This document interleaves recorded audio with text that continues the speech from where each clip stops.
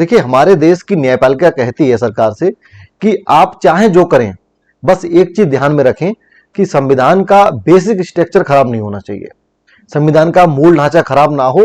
बाकी आप जो भी करें हमें कोई दिक्कत नहीं है। लेकिन बात यही आती है कि आखिर मूल ढांचा होता क्या है। कई बार आपने न्यूज़पेपर में या कई लोगों से सुना होगा कि बेसिक स्ट्रक्चर के बारे में बात की जाती है कि संविधान का मूल ढांचा या इसका सिद्धांत। तो आखिर ये मूल ढांचा होता क्या है? क्या कहीं पर बताया गया है कि संविधान में मूल ढांचा क्या है या संविधान का मूल ढांचा होता क्या है? तो देखिए, इसके बारे में अच्छे तरीके से समझ लेते हैं। बहुत ही इंपॉर्टेंट टॉपिक है, क्योंकि इसको लेकर हमेशा सरकार और हमारी न्यायपालिका के बीच में विवाद होता है। देखिए, मूल ढांचे को लेकर सुप्रीम कोर्ट के द्वारा एक ऐतिहासिक निर्णय दिया गया था 1973 के बाद में। आपने जरूर सुना होगा उसके बारे में, जिसका नाम है केशवानंद भारती बनाम केरल राज्य या केशवानंद भारती बाध 1973। 1973 में एक केस दायर किया गया था। अब ये केस क्यों था? केरल राज्य सरकार ये चाह रही थी कि वहां पर किसानों और मठों की जो भूमि है उसको भाई अपने कब्जे में लेकर और सार्वजनिक उसका जो भी उपयोग करना चाह रही थी। और इसके खिलाफ केशवानंद भारती ने केस दायर किया सुप्रीम कोर्ट में, और उन्होंने आरोप लगाया कि राज्य सरकार हमारे मौलिक अधिकारों का उल्लंघन कर रही है, हमारे जो फंडामेंटल राइट्स हैं उनका उल्लंघन कर रही है। अब इसी के बारे में राज्य सरकार ने कहा कि हमारे पास पूरा अधिकार है कि हम अगर सार्वजनिक हित को देखते हुए कहीं पर भी हमें लगेगा तो किसी की भी हम जमीन को अपने अंडर में ले सकते हैं और उसे अपने हिसाब से उपयोग कर सकते हैं। भले ही उसके बदले में जो भी भरपाई होगी वो हम करेंगे, लेकिन संपत्ति का अधिकार पहले एक मौलिक अधिकार था। तो इसी को लेकर और फिर इसमें यह भी बात आ गई कि क्या सरकार जो भी चाहे कर सकती है? क्या सरकार को अगर जरूरत पड़ती है तो वह मौलिक अधिकारों में संशोधन कर सकती है? ये भी एक चर्चा का विषय उस समय हो गया था। तो बेसिक स्ट्रक्चर क्या है, सबसे पहले हम इसको समझते हैं, फिर इस केस से जोड़ते हुए उसको भी समझ लेते हैं। देखिए, बेसिक स्ट्रक्चर के बारे में हमारे संविधान में कहीं पर भी कोई उल्लेख नहीं है, ना ही कोई ऐसा प्रावधान किया गया है, ना ही कोई ऐसा कानून है जो बेसिक स्ट्रक्चर के बारे में बताता हो।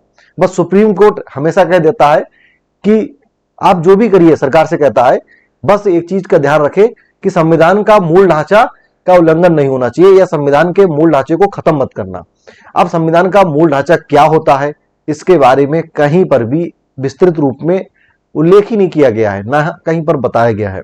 बस न्यायपालिका अपने हिसाब से अलग अलग अपने डिसीजन में बेसिक स्ट्रक्चर के बारे में बता देता है। तो देखिए, बेसिक स्ट्रक्चर के बारे में मैंने जैसे बता दिया, कहीं पर भी उल्लेख नहीं है। इसको आप ऐसे समझिए जैसे कि सरकार अगर ये चाहे कि हम न्यायपालिका को ही खत्म कर देते हैं, तो ये बेसिक स्ट्रक्चर के अंदर आएगा कि यहां पर बेसिक स्ट्रक्चर का ही उल्लंघन हो रहा। मैंने कहा ना कि यहां पे आपको ऐसे ही समझना होगा, कहीं पर भी उल्लेख नहीं है बेसिक स्ट्रक्चर क्या होता है। और जैसे कि सरकार ये कह दे कि कोई भी आम चुनाव नहीं होंगे या पब्लिक वोट ही नहीं करेगी, सारा जो सिस्टम हमारा है वो हम अपने आप से ही तय करेंगे, तो ये भी संविधान का मूल ढांचे के खिलाफ होगा। या कोई भी ऐसे कानून जिससे संविधान का सीधा सीधा उल्लंघन हो या संविधान का जो मकसद है वही खत्म होता हो, तो वह सब बेसिक स्ट्रक्चर में आता है।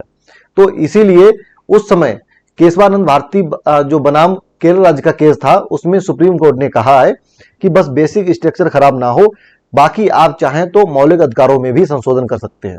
जबकि उससे पहले एक दो बार डिसीजन दिए गए थे, उसमें एक आ गया था कि मौलिक अधिकारों में संशोधन सरकार नहीं कर सकती है, लेकिन उसी बात से यह तय हो गया कि सरकार मौलिक अधिकार में भी संशोधन कर सकती है, बस बेसिक स्ट्रक्चर खराब ना हो। और उसमें जो केशवानंद भारती बात जो दायर किया गया था, तो वो किया गया था, एक केरल सरकार ने एक अधिनियम बनाया था जिसे केरल भूमि सुधार अधिनियम 1963 का नाम दिया गया। मतलब 1963 में वह अधिनियम बनाया गया था, जिसके तहत वह वहां पर किसानों और मठों की जमीन को अपने अंडर में लेना चाह रही थी। तो इसी अधिनियम के खिलाफ वहां पर केस दायर किया गया था, क्योंकि सरकार ने तो कह दिया हमने कानून बना दिया, लेकिन कानून के खिलाफ ही वहां पर केस दायर हुआ था कि जो आपने कानून बनाया है ये गलत है, ये हमारे मौलिक अधिकारों का उल्लंघन करता है।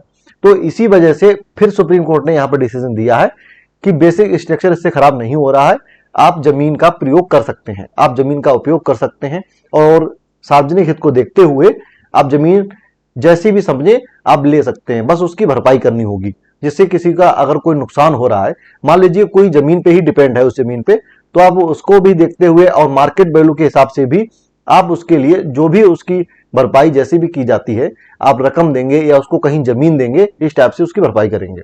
तो ये चीजें उसी से डिसाइड हो गई कि हाँ, सरकार संशोधन कर सकती है, बस बेसिक स्ट्रक्चर खराब नहीं होना चाहिए। अब मौलिक अधिकारों में भी संशोधन के अलग अलग टाइप हैं।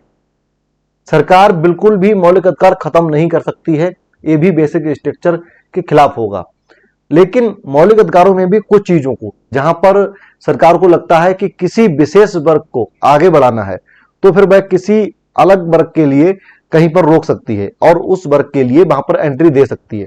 जैसे कि हमारे यहां पर अभी आरक्षण दिया जाता है, या कहें तो कहीं कहीं पर कुछ सीटें रिजर्व की जाती हैं कि केवल इस पे ओबीसी वाले ही आएंगे या एससी वाले आएंगे, एसटी वाले आएंगे। वैसे तो मौलिक अधिकार का उल्लंघन इसमें भी होता है, क्योंकि सबको समान नजर से नहीं देखा जाता है। लेकिन फिर दूसरी बात यह आती है कि सार्वजनिक हित को देखते हुए सरकार ऐसा कर सकती है, तो उसी के बेस पर सरकार आरक्षण भी लागू करती है और कई अलग अलग ऐसे प्रावधान करती है जहां पर किसी विशेष वर्ग या विशेष जाति के लोगों को रोक दिया जाता है।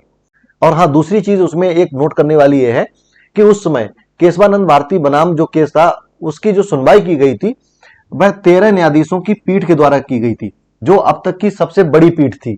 मतलब बेंच होती है जिसमें 13 जजेस शामिल थे, उन्होंने ही इसके बारे में फैसला सुनाया। तो अब तक की सबसे बड़ी बेंच थी। इसको भी आप याद कर लेना, नोट कर लेना, एग्जाम में पूछा जाता है।